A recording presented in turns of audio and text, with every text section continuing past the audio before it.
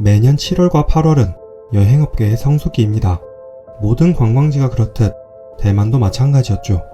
값싸고 다양한 종류의 음식들, 그리고 맛있는 과일과 해산물, 매년 1000만 명이 넘는 여행객들이 일상의 스트레스에서 벗어나 자유로운 시간을 만끽할 수 있는 즐거운 여행지였습니다. 그리고 여기 중국의 대련에서 놀러온 단체 관광객도 여느 여행객들과 다를 바 없이 즐거운 여름 휴가를 보내고 있었습니다. 2016년 7월 19일 즐거웠던 여행의 자유를 만끽하며 마지막 일정으로 들어선 관광객들은 가이드의 설명에 따라 사진기의 렌즈가 이곳저곳을 향합니다. 지금 느끼고 있는 자유를 조금이라도 사진 속에 담기 위해서 말이었죠. 면세점을 돌고 나오는 그들의 손에는 여행지에 대한 아쉬움을 표현이라도 하듯 두 손 가득 면세품이 들려 있었습니다. 여행의 마침표를 찍으며 그들을 태운 버스는 타오비앙 국제공항으로 향합니다. 그리고 대만의 마지막 여정이 바로 인생의 마지막 여정일 것이라고는 생각하지 못했습니다. 12시 57분 타오비앙 국제공항으로 향하는 국도 2호 근처에서 사람들을 태우고 있는 버스에는 불길과 검은 연기가 뿜어져 나오는 것이 찍힙니다. 버스는 누구의 통제도 없이 1km의 거리를 달렸고 도로 안쪽의 가드레일과 1차로 충돌한 뒤 외측의 가드레일과 부딪히고 나서야 멈추어 섰습니다. 단 몇 분 만에 차량의 앞에 있던 불길이 버스의 뒤로 번져나가고 있었지만 이상한 것은 버스 안에서 탈출하기 위한 어떤 소리도 행동도 느껴지지 않는다는 것이었습니다. 비명소리조차 들리지 않는 이 불길 속에서 시민들은 현장을 기록하는 것 외에는 할 수 있는 것이 없었습니다. 창문이 깨지고 불길이 거세지자 시민과 버스의 거리는 멀어지기만 합니다. 13시 21분, 30분에 가까운 시간 동안 불길을 진압한 소방대원들은 철골 구조만 남은 차량 안을 진입합니다. 기자의 인터뷰에 따르면 오랜 경력을 자랑하는 소방대원조차 버스 안은 평생 잊기 힘들 만큼 처참했다고 합니다. 관광객은 바닥에 쓰러져 있었고 대부분의 사람들은 버스의 뒷문 근처에서 탈출에 실패한 채 겹겹이 쌓여 있었습니다. 대만의 관광버스는 도둑을 막기 위해 뒷문에 추가 잠금 장치가 있습니다. 그리고 불행하게도 뒷문이 가드레일에 막혀 열리지 않은 것이 대참사로 이어진 가장 큰 원인일 것이라고 추측합니다. 이번 일은 중국과 대만에서 큰 이슈가 됩니다. 관광버스에서 발생한 화재, 그리고 그곳에서 탈출하지 못한 관광객들. 이 사건을 알게 된 시민들의 분노는 안전사고를 일으킨 교통부와 여행사를 향합니다. 사건 참사의 유족들은 하나둘 대만으로 도착합니다.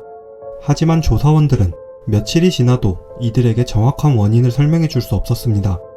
관광버스는 여행사에서 여행객들에게 더 좋은 서비스를 제공하기 위해 버스 안에 정수기나 냉장고, 노래방 기계를 설치하여 전압을 높이는 일이 다반사였습니다. 초반 조사를 시작할 때만 해도 변압기 때문에 불이 시작되었거나 엔진이 화재의 원인일 것이라고 생각했습니다. 하지만 조사 결과 차량의 불길은 운전기사가 있었던 앞쪽에서부터 시작된 것이었고 버스의 중간쯤에 위치한 연료 탱크와 변압기, 차의 뒤쪽에 있는 엔진은 화재의 원인에서 지워집니다. 혹시 화재와는 별개로 당시 운전기사였던 소명성의 과로가 원인일까 싶었지만 여행사에서 밝힌 사실은 운전기사는 사건 발생 직전 일주일의 휴가를 마치고 돌아온 상태였고 휴가 후 처음 맞이한 단체 관광객이었습니다. 그런데 CCTV를 분석하던 중 한 가지 의문이 생깁니다. 사고 차량은 도로의 바깥쪽으로 향하는 것이 일반적인데 도로 안쪽으로 가드레일을 한 차례 충돌했던 이유는 무엇이었을까요? 심지어 차량은 애초에 멈춰설 생각도 없이 한참을 달렸던 이유는 또 무엇이었을까요? 혹시 차량 안에 가득 찬 연기 때문에 앞이 잘 보이지 않아 이렇게 된 것이었을까요? 사건을 조사하던 조사원들은 한 가지 중요한 단서를 얻습니다.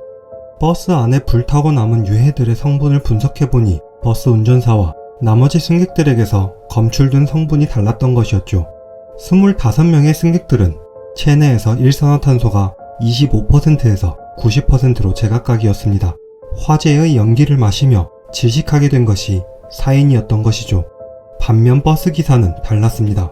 일산화탄소는 마실 틈도 없이 불길에 휩싸였던 것이었죠. 그렇다면 차량이 불길에 휩싸인 채 1km를 달린 것도 설명이 될 것 같았습니다. 그리고 운전기사의 몸에는 다량의 알코올이 검출됩니다. 위, 혈액, 심지어 그의 오줌에서도 검출이 되는데 혈중 알코올 농도는 1.075에 달했고 맥주 12캔을 마신 것과 같은 양이었습니다. 음주운전이 바로 이번 일의 주 원인이었을까요? 이어진 조사원의 조사가 진실을 수면 위로 끌어올립니다. 버스에서 발견된 총 5개의 페트병에서 휘발유가 검출되었습니다. 경유를 사용하는 버스인데 말이었죠. 조사원이 찾아내는 증거가 추가될수록 사건을 보는 눈길은 운전기사에게로 집중됩니다. 운전기사 소명성의 부모님은 대만 토박이였습니다. 중국의 2차 국공내전이 발생했을 당시 소명성의 부모님은 국민당의 병사로 참전합니다. 그리고 포로로 잡혀있던 시기에 소명성을 낳았던 것이었죠. 국공내전이 종료되고 국민당은 패배하지만 소명성과 부모님은 대만으로 돌아가지 못했습니다. 그리고 그들은 문화 대혁명을 맞이합니다.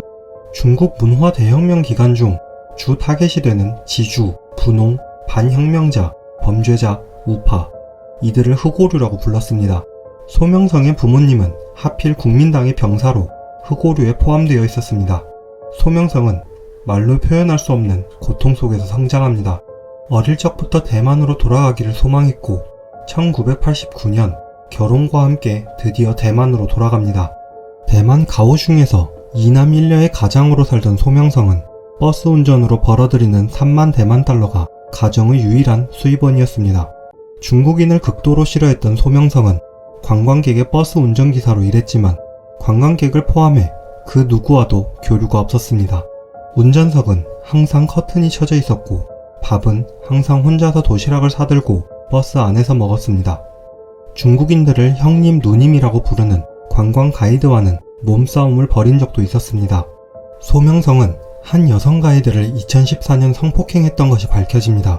그리고 이 일로 5년형을 받지만 판결에 불만이 많았습니다. 자신이 감옥으로 들어가면 주 수입원도 없어지는 경제적 압박감도 받게 됩니다.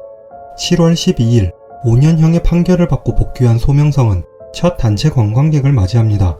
그리고 4일째 되던 날 대만의 자이시에서 2차례 주유소를 들릅니다. 주유소에서 옷을 갈아입고 모자를 쓰면서까지 휘발유를 구매합니다.